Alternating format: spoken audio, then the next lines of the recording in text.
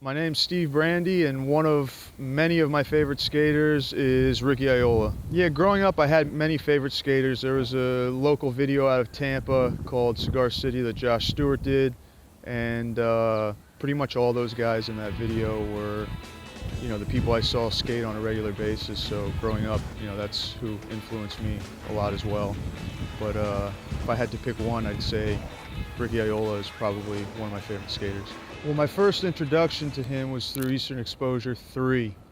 And obviously that part is, to me, that part is timeless. I could watch that part over and over and still get the same feeling I did when I watched it as a kid. Yeah, there's a lot of things, a lot of clips of Ricky that stood out to me growing up. And in the Eastern Exposure video, definitely the first two lines that he does, just the amount of speed he skated with, the consistency he was skating with, and just the long lines he did throughout the streets.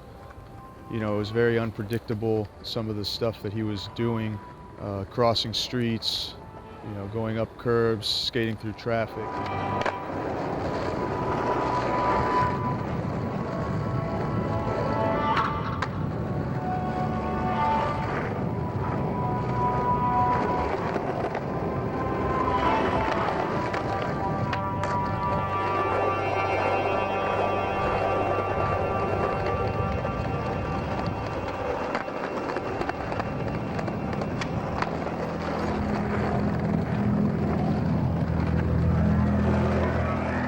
One of the most memorable clips probably to me from that part is, I think it's one of the last lines before the song ends, and he ollies up a curb, does a frontside nose grind on a ledge, on a stoop, and then goes into the street and does a backside flip in traffic, and you hear the cars honking at him, which is pretty incredible.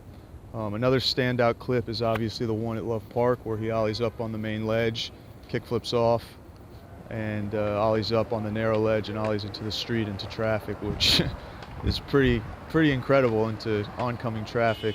Yeah, he just had a lot of fluidity in his skating, and the consistency was incredible. He flipped his board, he skated ledges. Some of the tricks he did on the Afro banks in Philly were amazing. The frontside and backside ollies were both really sick. That spot's incredibly hard to skate.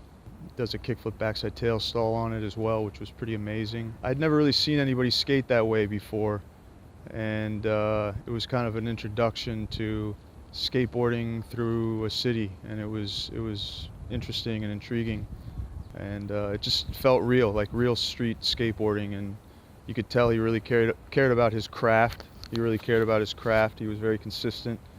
Everything was clean, fast, fluid. Just felt like real street skateboarding to me. He created a movement for sure in Philly, I think, that a lot of people were interested in and followed. Obviously, the last trick in his static part, the ollie in Philly, the famous spot with the big, pyramid, bump to bump, the flat in the middle, that was absolutely incredible. I thought that was super sick. It's ridiculous. It's insane. And I remember just seeing people skate the part that he rode up just as a ledge, like an up ledge. So a lot of people were doing tricks on the up ledge. And then when I saw that ollie, I was amazed. And he's somebody that contributed to skateboarding for sure, I'd say.